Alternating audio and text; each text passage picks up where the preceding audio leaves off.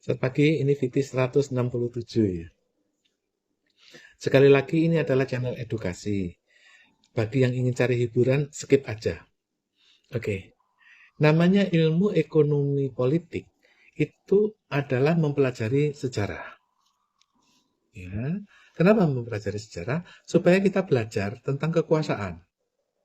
Nah, kekuasaan itu kalau nggak diajarkan di dalam ilmu pelajaran pendidikan, itu akhirnya jadi mistik. Ya, orang percaya dulu Soekarno itu bisa terbang, dan orang percaya itu bahwa Soekarno itu kebal. Soeharto itu sakti, dia itu bisa berkedip dan orang itu meninggal gitu loh. Nah, apa benar sih Soeharto itu sakti? Begini loh ya, soal sakti atau enggaknya ya itu bukan urusan saya. Saya akan menjelaskan tentang fakta-fakta atau secara keilmuan gitu loh. Contohnya begini deh, contohnya. Eh, Kenapa orang di gereja itu bajunya harum, bagus, sepatunya mengkilap? Kenapa orang ke masjid itu sendalnya jelek semua? Jadi ada yang bilang bahwa wah itu kan gereja itu membela orang kaya. Ya enggak lah. Yang ke gereja itu 90% ya orang miskin. Cuman ya sepatunya bagus. Nah, 90% orang yang ke masjid itu juga orang kaya. Nah, kenapa kok sendalnya jelek? Jadi rupanya kemarin itu Gibran ke masjid, begitu keluar sendalnya hilang. Itu wakil presiden terpilih itu, datang ke masjid, pulang sendalnya hilang.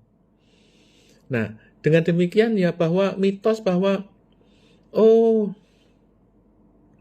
Islam itu terpuruk karena itu hanya kata-kata. Ya, Pak Harto itu agama Islam, Soekarno itu agama Islam. Yang paling kaya sedunia itu ya Pak Harto. Cuman orang nggak ngerti kenapa Pak Harto berkuasa. Nah, kenapa sekarang Jokowi kok nggak seperti Pak Harto? Gini loh. Jadi ya, ada pepatah mengatakan bahwa Mas Picis Raja Brano. Sekali lagi ya, Mas Picis Raja Brano. Jadi penguasa di dunia yang tertinggi di dunia itu adalah penguasa emas.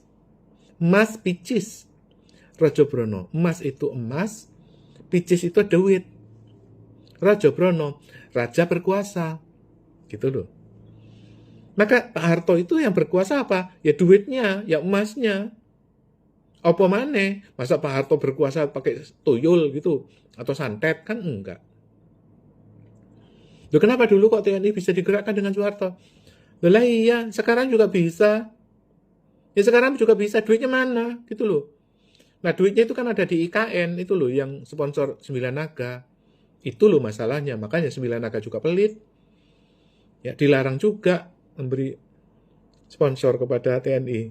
Ya kalau dibablas ya balik lagi. Gitu loh. Jadi sekali lagi ya, Mas Bricis Raja Brono. Nah sekarang Masnya Pak Harto itu mana sih Pak? Masnya Pak Harto itu ada 3 ya. 3, ini saya jelasin ya. Supaya kalau Anda nyari-nyari itu, maaf ya maaf. Kalau saya meninggal, itu Anda bisa cari ini di emasnya Soeharto itu. Emasnya Soeharto itu 1 ya, dalam bentuk jaminan World Bank. Berkali-kali Pak Harto itu nyetak dolar itu dari dananya Soeharto dicetak dolar. Oke? Lewat World Bank. Loh Pak, kok Indonesia nggak kebagian?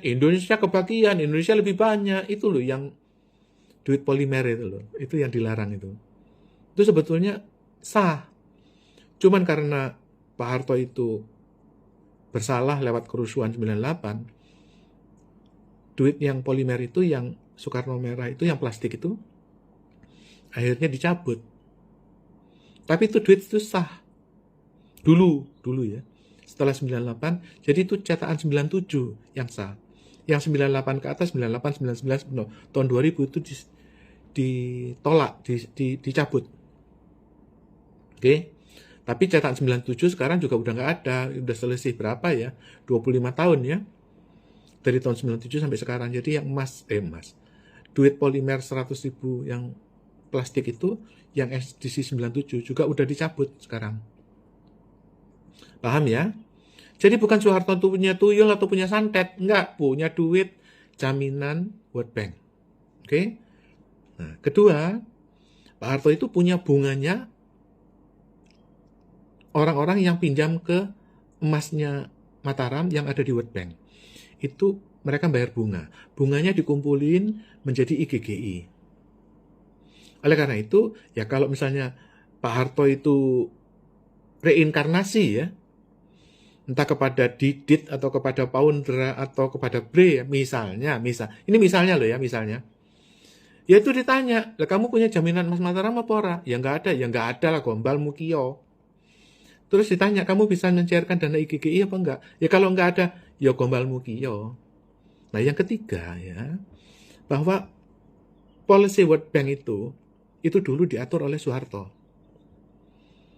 Nah, kalau kamu misalnya tadi itu ya, ada raja ya, yang mengaku bahwa, oh ya aku adalah Satrio Piningit, di tes 3 itu. Pak Raja, permisi Pak Raja, jenengan itu mudeng apa ora soal jaminan World Bank? Ora, aku punyanya sertifikat keraton. Ya, sertifikat keraton itu kan cuma 5.000 meter, Pak. Gitu loh. Jaminan emasnya World Bank itu loh, kowe mudeng apa ora? Ora, ya berarti kowe ora bukan Satrio Piningit, mungkin Surabinoto Suman. Yang nomor 2, kowe bisa mencairkan dana IGGI ora? Yang ketiga, tuh, kowe bisa nggak membuat policy World Bank, mengatur policy World Bank. Gitu, sudah. Kalau bisa tiga-tiganya dites 3 nih. 1, ketuhanan yang Maha Esa. 2, nah itu kalau udah hafal 3 itu, pasal 3 itu, berarti lulus dia Satrio Piningit, gitu loh. Gak usah lama-lama. Ya besok tak paranin, saya bilang Pak Raja, gitu loh, Pak Raja. Sendiko dawo, aku melu jenengan, gitu loh. Loh, dia yang menjadi jaminan World Bank kok.